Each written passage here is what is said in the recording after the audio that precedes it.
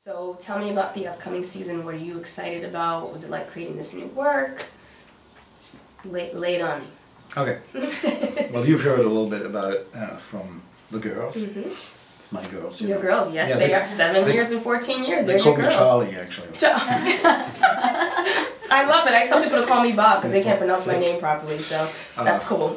But no, anyway, yes, there's three different pieces on the program, so which reflects actually different periods of the work, that's going to be also very interesting. Firebird is an older piece that I did to a whole evening of dances to Stravinsky's music, and it's my own version of, it's a famous ballet, as you know, but I did my own version by what we call deconstructing the story. So there's no prince, no princess, no ogre, none of that.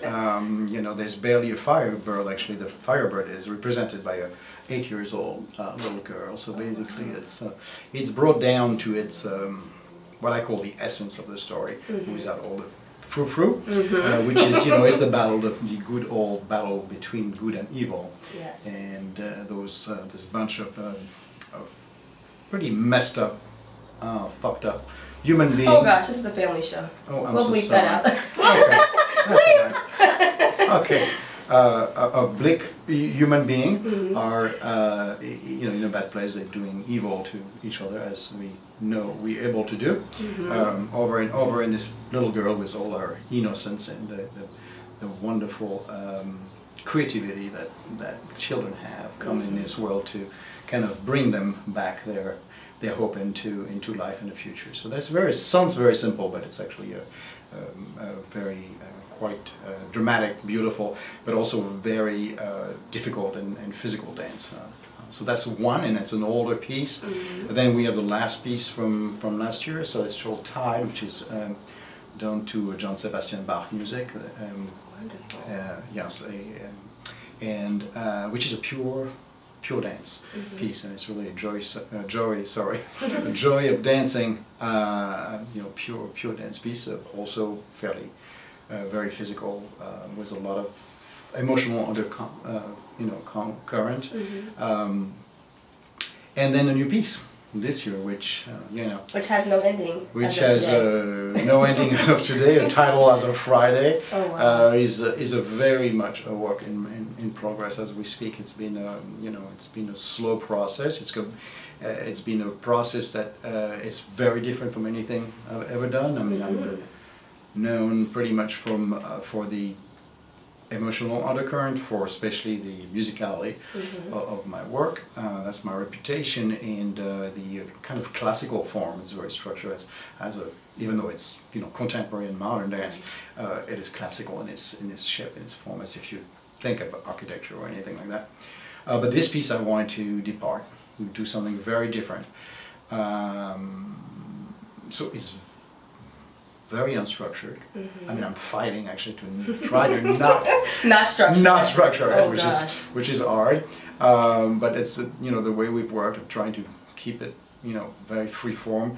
Want it to be born in a studio instead of in my head and my notebooks. I usually prepare a lot to let it be born in the studio. A lot from what the dancers bring to it. So instead of I'm kind of a control freak, I guess. A little bit, maybe that explains that I've been doing this for a while. Yeah, a little while. A little while. But in this case, I really wanted to be, to see where it could go by itself, and where the dancer themselves could take it without me saying you do this, you do that, or and try to let it really breathe a lot. So it was born out of it's loosely based on the poetry of T.S. Eliot.